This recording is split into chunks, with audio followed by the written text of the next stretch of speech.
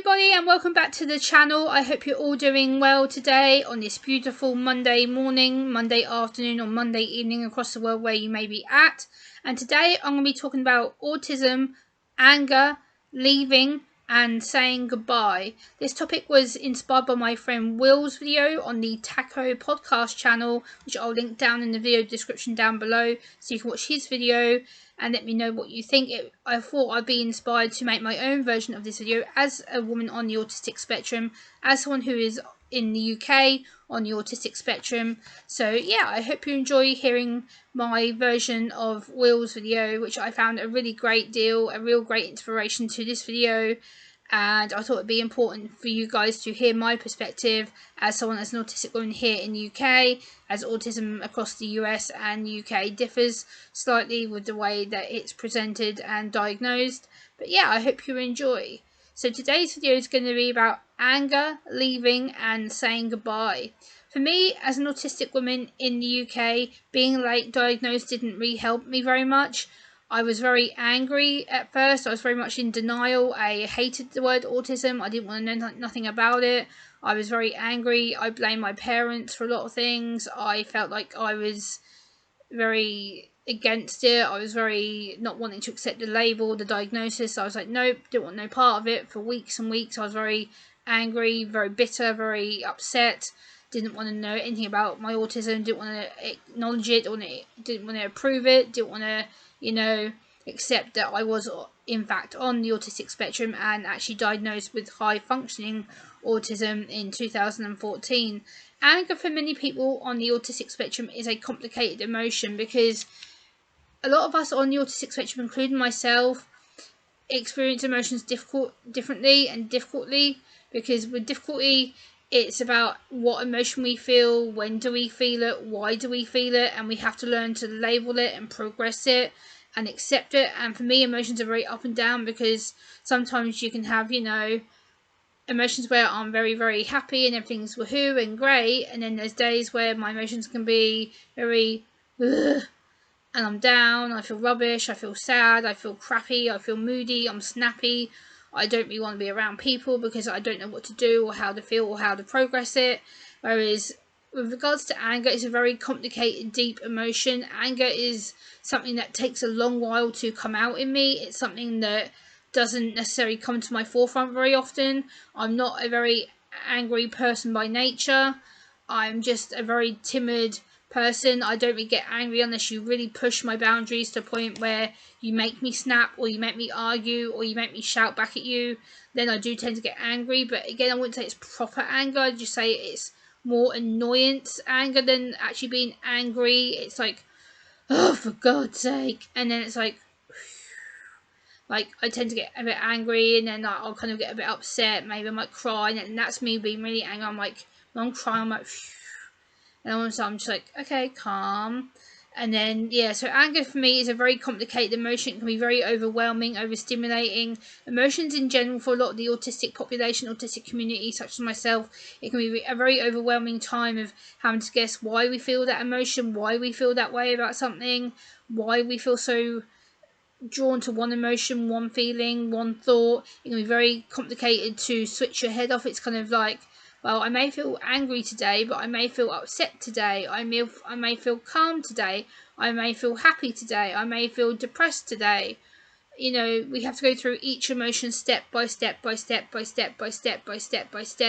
and then learn to separate them. So for me, it's very complicated because I can balance quite a lot of emotions in my head at one time. So I may feel a bit upset, but then I may feel a bit angry, I may feel a bit depressed, I may feel super woohoo happy, but at the same time there's that confidence boost or there's that lack of confidence. It can be the fact that I feel really down and bleh. Then there's times when I'm feeling really super like everyone's against the world and I can do really well and I'm not going to be stopped and I'm going to carry on doing what I'm doing, and I'm going to be able to speak out for people and I'm going to be able to defend myself. Whereas when you're in emotions in autism, everything is heightened because we do start on a more heightened sensory aspect. So for me, my emotions are heightened. So anger, I feel deeper than anyone else. Sadness I feel deeper than anyone else. Love I feel deeper than anyone else. Pain I feel deeper than anyone else. Grief I feel deeper than anyone else. It just depends where I am on that spectrum, on that level of emotions, and how I communicate that to people who are around me, like my family, my friends, my work colleagues, my voluntary work colleagues, people who I do talks with in the community, say the hospital, the mental health trusts that I work with. So it can be really, really complicated to talk about it. Talking about friends and family and loved ones, grief is the next emotion I want to talk about. Grief is something that has destroyed me over the last little while. I've lost a lot of people over the years since being here on YouTube. I've lost my grandmother, I lost my aunt, I'm in the stage of probably losing my granddad at some point. And when you're in a state of grief, when you're in a state of processing grief, it can be very difficult for people on the autistic spectrum to realise that they are in grief. It can take them a while to progress how they're feeling and why. Grief is such a deep, for me, like a void. It's like, why do I feel like this? Why am I acting this way? Why does grief take such a different hold in people? And for me, it's the thought of letting that person go, knowing that they're passed on, knowing that they're not here anymore to talk to you and be around you and support you. But having that loss, learning to separate yourself from it and learning to let yourself go and let that person go so they can rest in peace. It's very difficult because you still want to have that connection, that conversation, that closeness with them. And unfortunately, if that person is now gone and they're not physically here in the spirit world to talk to you, it can be very, very overwhelming. You can feel lost, depressed, anxious, angry, bitter, confused, because you don't know how to deal with it. You don't know how to cope with it. So loss, grief is a very, very deep emotion. I really struggle with it. I think it's something that's going to take me time to get used to.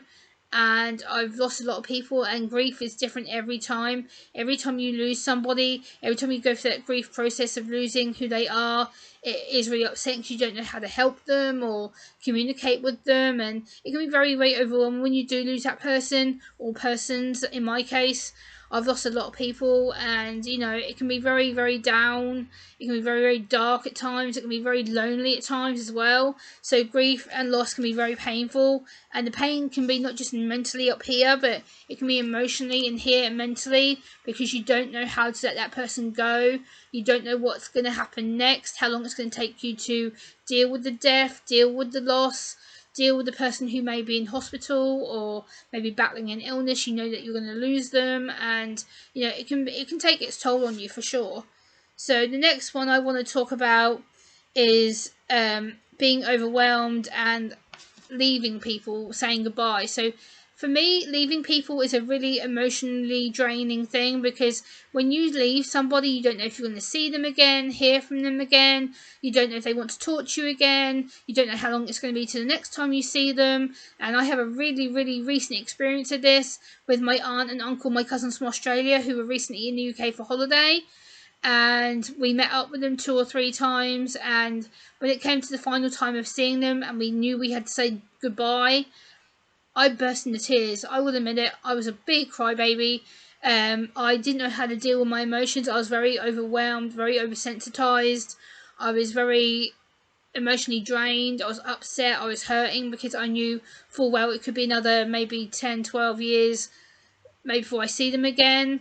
And knowing the fact they're going all the way back across the other side of the world from me, when I've had them here in the UK to be able to see me, spend time with me, talk to me, get to talk to me about things that are of my interest, and having selfies with them. And you know, it's just something that I found really difficult to separate myself from, because when you are autistic, you really don't know the boundaries of emotions, or how to say goodbye to somebody, or how to say goodbye. A lot of the time, if I say goodbye to somebody, it's because I know them really well, or I feel safe saying, oh, goodbye. Like, but to me, it takes a lot of effort to say goodbye. A lot of times I try and avoid it. Like with my aunt, my uncle, my cousins, I had to hug them, and then it was like, okay, I need to go, because the more I was around them saying goodbye, the more I was around them having to let them go, I was getting so upset, overburnt, overstimulated, over anxious, that my brain was going boom, boom, boom, boom, boom, boom at me. And it got to a point where I was just like, and all my emotions came out, and I exploded in my sister's car, and I was just like, ooh. and everything just came out at one big bang. And when you get to that point in that state, you don't really know what's happening or how to realise it or how to simplify it. So it can be really overwhelming with saying goodbye to people. You don't know really the challenges of what it's like to say goodbye to people. My throat felt like it was closing up. I felt like I was being stabbed in the chest. I felt like the knife was being twisted and twisted and twisted. It's like, oh, goodbye, Gemma. It's like, goodbye, Gemma. I'm like, oh. And it's like the physical pain of saying goodbye. It hurts. It pains. It sucks. It's not fun. Saying goodbye to somebody really does suck. It hurts. It's painful. It's mentally draining because you don't know when you're going to see them again or if you're going to see them again. And having to say that word goodbye, it's just the way it is. It's like, goodbye. And it's like, it just has that sad inflection, that sad tone. So for many people on the autistic spectrum, again, we do have that like monotone voice, and we do have that non-changeable tone where we kind of go, oh, goodbye, or see ya, or like, and it's difficult to justify whether we're being genuine or whether we're not. And yeah, I just thought I'd do my own version of this video, because it is a really overwhelming spectrum. Like, everybody on the autistic spectrum is different. So you have people who are fully independent like myself on one end, and then people who are not so verbal and who need help on the other side. So our emotions can be difficult, and it depends where you are on the spectrum, how well you deal with anger, grief, loss, pain, saying goodbye. And it's a difficult way of separating it, but I hope you've enjoyed hearing my perspective, and please like, comment, share and subscribe, and I'll talk to you soon. Bye!